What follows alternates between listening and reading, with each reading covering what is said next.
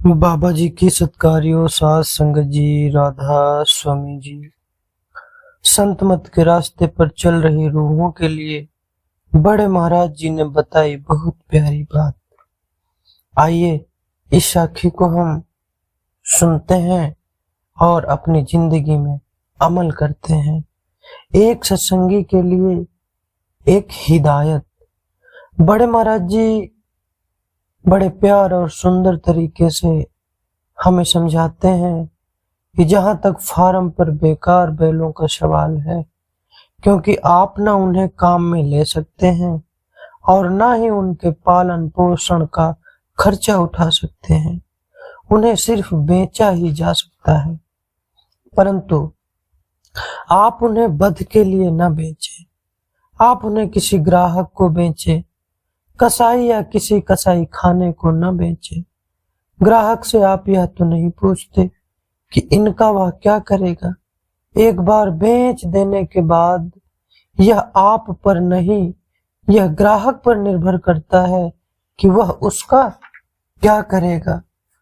सत्संगी को किसी भी हालत में वध के लिए जानवर, मुर्गियां आदि पालने की इजाजत नहीं है।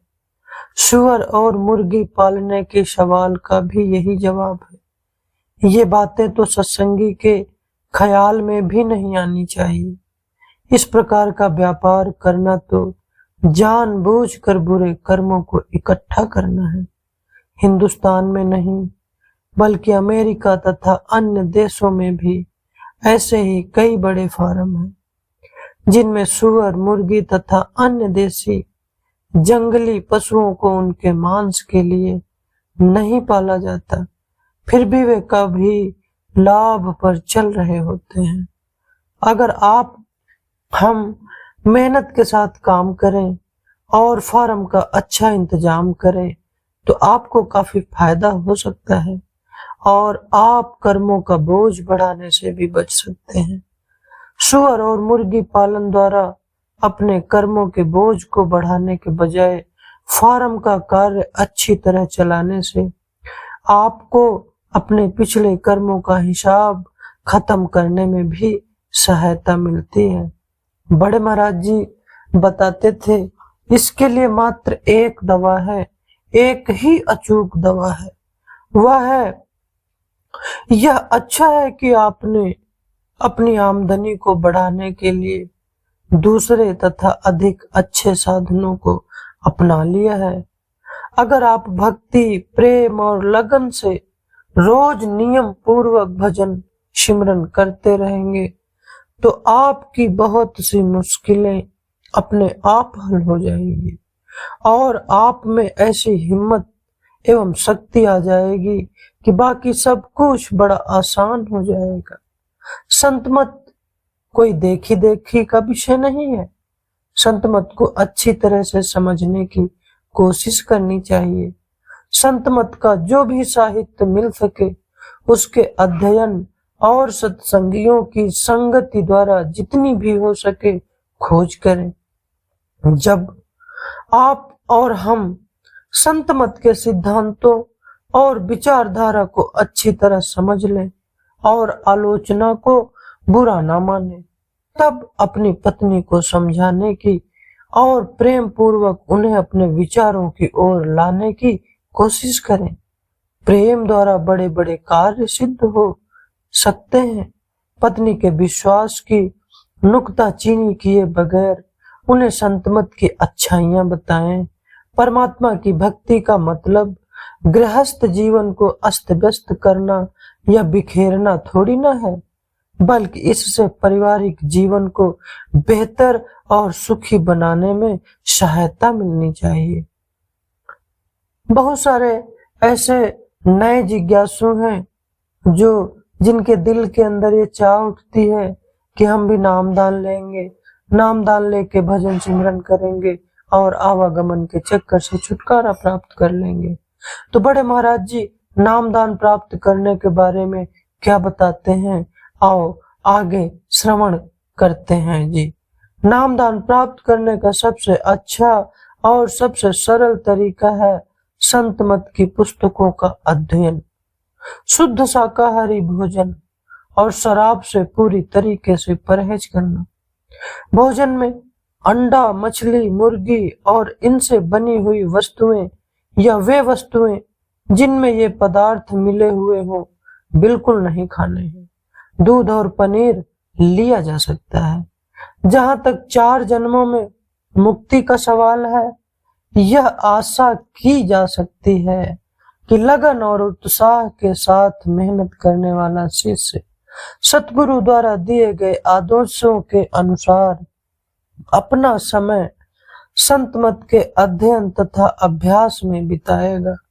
इसलिए उसका अगला जन्म अवश्य ही इस जन्म से बेहतर होगा तथा चौथे जन्म तक अपने कर्मों की समाप्ति हो जाएगी, क्योंकि वाणी में आता है, प्रथम जन्म गुरु भक्ति कर, जन्म दूसरे नाम, जन्म तीसरे मुक्ति पद, चौथे में निज धाम।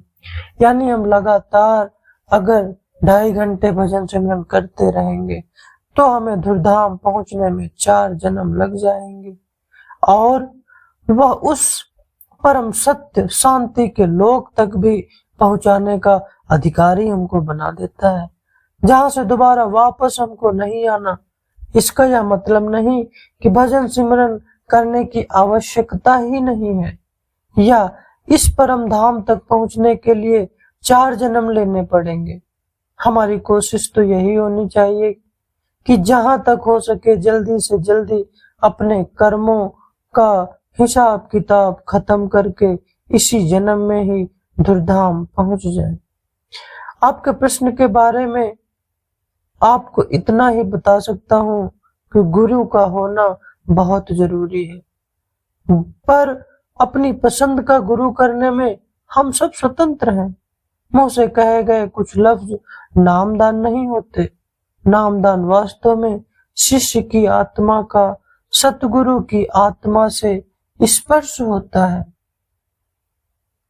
इसलिए हमें चाहिए कि अपने इस मनुष्य शरीर को समझते हुए हमें जिंदगी के कुछ उसूलों को कुर्बान भी करना पड़ता है। अध्यात्म बहुत ही पेचीदा विषय है और बहुत ही सरल विषय है। इस रास्ते पर चलने के लिए कुछ पहलुओं पे ध्यान देना बहुत जरूरी है। जैसे हमारी एक सबसे बड़ी गलतफहमी होती है कि हमारा जीने का ढंग पहले जैसा रहेगा या नहीं रहेगा। तो बाबा जी इसके बारे में बताते हैं कि हम में से कुछ सोचते हैं कि नामदान के बाद हमारे जीने के ढंग में कोई बदलाव नहीं आएगा, यानी अब पहले के जैसा ही रहेगा। हम सोचते हैं कि हम शर्तों को तो निभा ही लेंगे, लेकिन जीवन में अपनी प्राथमिकताओं को और जिम्मेदारियों को पहले जैसा ही रखेंगे। हम सोच लेते हैं कि हमारे सतगुरु इतने महान हैं कि हमें रूहानी फायदा तो हो ही जाएगा, इसलिए हमें किसी तरह के त्याग या जिंदगी में खास बदलाव लाने की कोई जरूरत ही नहीं है। यह वैसा ही है जैसे कोई अपने खाने पीने पर रोक लगाकर 10 किलो वजन कम करने का फैसला करता है। मान लो वह सबके सामने ऐसा करने का वादा भी कर लेता है, लेकिन फिर अपने में कोई बदलाव लाए बिना पहले की तरह ही खाना पीना जारी रखता है। पहले की तरह ही थोड़ी बहुत कसरत करके यह सोच लेता है कि किसी जादुई शक्ति से इसका वजन कम हो जाएगा। इस तरह के ख्वाबों ख्यालों से हमारा अपना नुकसान ही होता है।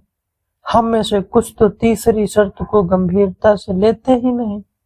हम सोचते हैं कि एक निर्मल नैतिक जीवन जीना साधारण सी हिदायत है, या फिर इसका मतलब सिर्फ इतना ही है कि हक हलाल की कमाई करना और अपने जीवन साथी के अलावा किसी और के साथ नहीं रहना।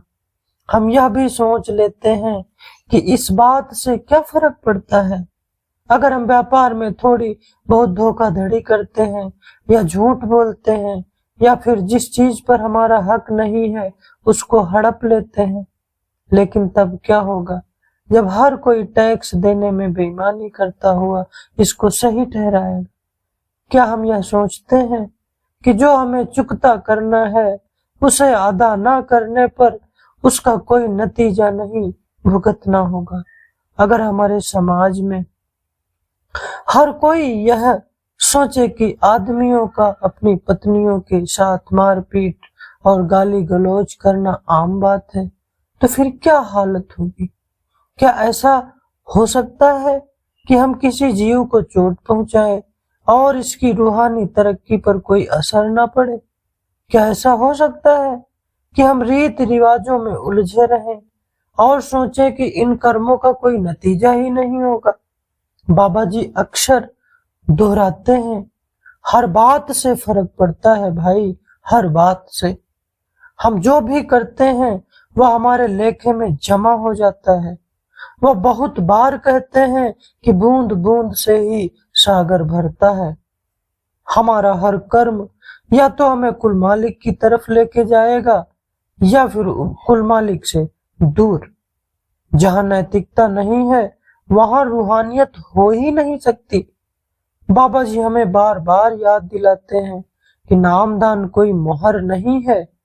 नामदान देते वक्त सतगुरु हमारे ऊपर सत्संगी होने की मोहर नहीं लगाते। जैसा कि सरदार बहादुर जी ने कहा है, नामदान लेने से कोई सत्संगी नहीं हो जाता। सत्संगी को चाहिए कि अपने जीवन को संत मत के उसूलों के अनुसार ढाले। उसकी हर सोच, हर वजन, हर वचन और हर करनी इन उसूलों के अनुसार होनी चाहिए। कथनी से ज्यादा हमें करनी पर ध्यान देना चाहिए। एक दूसरी गलतफहमी भी हमारे दिमाग में आती है कि क्या हमारी पशु योनि में भी वापसी हो सकती है? क्या हम ऐसा सोच सकते हैं कि चाहे कुछ भी हो जाए, एक बार नाम दान ले लेने के बाद हम सिवाय मनुष्य योनि के किसी और योनि जैसे पशु, पेड़ आदि में पैदा ही नहीं होंगे? तो बड़े महाराज जी और हुजूर महाराज चरण सिंह जी दोनों ने नामदान की एक अनमोल बख्शिश के बारे में शिष्यों को पूरी तरह से यकीन दिलाया है। फिर भी यह इतना सरल नहीं है जितना हम इसको सोच लेते हैं।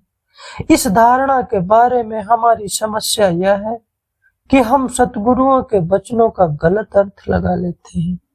आज हम में से कुछ यह दावा भी करने लगे हैं कि हम चाहे कुछ भी करें, यानी हम कितने ही निर्दयी क्यों ना हो जाएं, लालची या व्यभिचारी क्यों ना हो जाएं, अगर हमको नामदान मिल गया है तो हमारा अगला जन्म मनुष्य को ही मिलेगा। अगर हम ऐसा ही मानकर चलते रहे तो यह कितना खतरनाक होगा, जरा सोचो। अगर यह सच होता कि हम हत्या करें, व्यभिचार करें, लूटपाट आदि करें और इसको करने की हमें खुली छूट होती और हम कसूरवार न ठहराए जाए, ऐसा तो हो ही नहीं सकता। तो फिर इसका यही मतलब हुआ कि एक बार हमें नामदान मिल जाए तो कर्मों का कानून हम पर भी लागू होगा ही। क्या हम वाकई ऐसा सोचते हैं कि हम पर नामदान की मोहर लग गई है और अब हम कानूनों से ऊपर उठ गए? क्या हम यह सोचते हैं कि कर्मों का कानून बाकी सब पर लागू है लेकिन हम पर नहीं? कभी सोचा हमने? जब बाबा जी से इस गारंटी के बारे में पूछा गया कि नामदान मिलने पर हमारा जन्म पशु योनि में नहीं हो सकता, तब हमारे प्यारे बाबा जी ने जवाब दिया, क्यों नहीं? आखिर क्यों नहीं? उनके इस जवाब से हम सब कितना घबरा गए थे। हम तो खुश थे कि हमको गारंटी मिली हुई है कि क्या बाबा जी और उनसे पहले हुए सतगुरुओं के उपदेश में वाकई कोई फर्क हो सकता है? हमें यह बात अच्छी तरह से समझाने के लिए बाबा जी ने कितना खोल कर बताया है। वो समझाने में कोई कमी नहीं रखते। अगर हमारे कर्म पशुओं जैसे हैं तो हमारा जन्म निचली योनियों में क्यों नहीं हो सकता? लेकिन अगर हर सत्संगी के लिए यह सही है, इसका फैसला सतगुरु स्वयं करते हैं। बड़े महाराज जी ने भी एक जगह पर कहा था कि अगर किसी ने इंसान की बजाय पशुओं जैसे काम किए हैं तो वह पशु योनि में ही वापस जाएगा। रोंगटे खड़े कर देने वाले उनके ये शब्द इस बात पर और बहस करने की गुंजाइश ही नहीं छोड़ते हैं। हमारी ऐसी मनपसंद धारणाएं चाहे कितनी भी दिलासा देने वाली क्यों न हो, लेकिन इस सत्य को बदल नहीं सकती। हमारे कर्म ही यह तय करते हैं कि हमारा अगला जन्म किस योनि में होगा। यह विधि का विधान है। सतगुरु हमें बार बार यही बताते हैं कि संत विधि के विधान में कभी भी दखल नहीं देते। यह सही है। केवल सोचने में ही कर्म नहीं बनते, लेकिन हमारी हर सोच मन पर प्रभाव जरूर डालती है, और बार बार ऐसी सोच होने से देर सवेरे वह सोच कर्म में भी कन्वर्ट हो जाती है।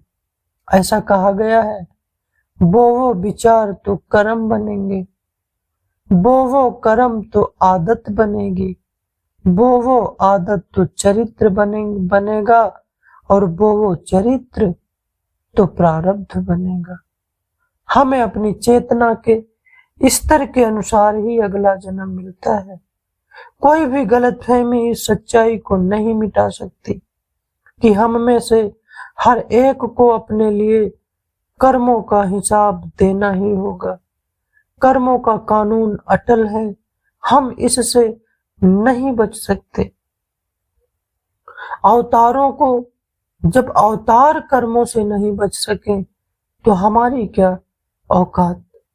बेहतर होगा कि हम खुद से एक सवाल करें। आओ बैठकर एकाग्र चित्त होकर अपने आप से एक सवाल तो करें, क्या मेरे कर्म ऐसे हैं जैसे किसी अपार दया तथा नम्रता से भरे और संयम की मूर्त पूर्ण सतगुरु के शिष्य होने चाहिए? क्या मेरे अंतर में ऐसी रूहानी योग्यता झलकती है, या कम से कम इस दिशा में आगे बढ़ने का पक्का इरादा दिखाई देता है? इस सृष्टि में कर्मों का जो कानून है वह बड़ा अटल कानून है, क्योंकि मानस बताती है, कर्म प्रधान विश्व रचि राखा, जो जस करहि सो तस फल चाखा। कर्म ही यह तय करते हैं कि हमें फिर से मनुष्य का जन्म मिलेगा या नहीं, ताकि हम इस सुनहरी मौके का फायदा उठा सकें, या फिर हम सुअर, बंदर या किसी और रूप में जन्म लेंगे। हमें चाहे नामदान मिला हो या ना मिला हो, पर कर्मों का कानून बड़ा अटल है। जैसा बीज बोओगे वैसा ही फल पाओगे। दुख दोगे तो दुख पाओगे, सुख दोगे तो सुख पाओगे। जैसे को तैसा कर्म और इसका प्रतिफल। सतगुरु कुदरत के कानून में कभी भी दखल नहीं देते।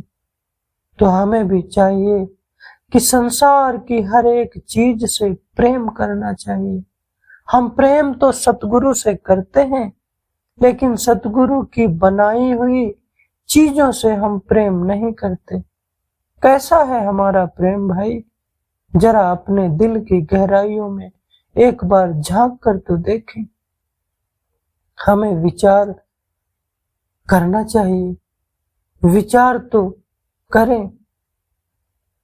गुरु प्यारी साध संगत जी, हम आपको अगले वीडियो में गलत फहमी, अरे भाई हमें तो कोई ऐसी गारंटी की जरूरत नहीं है, इससे हमें क्या मदद मिलती है, अगले वीडियो में हम आपको एक नई साखी के साथ मिलेंगे। तब तक के लिए आपको मेरा प्रेम प्यार भरा राधा स्वामी जी।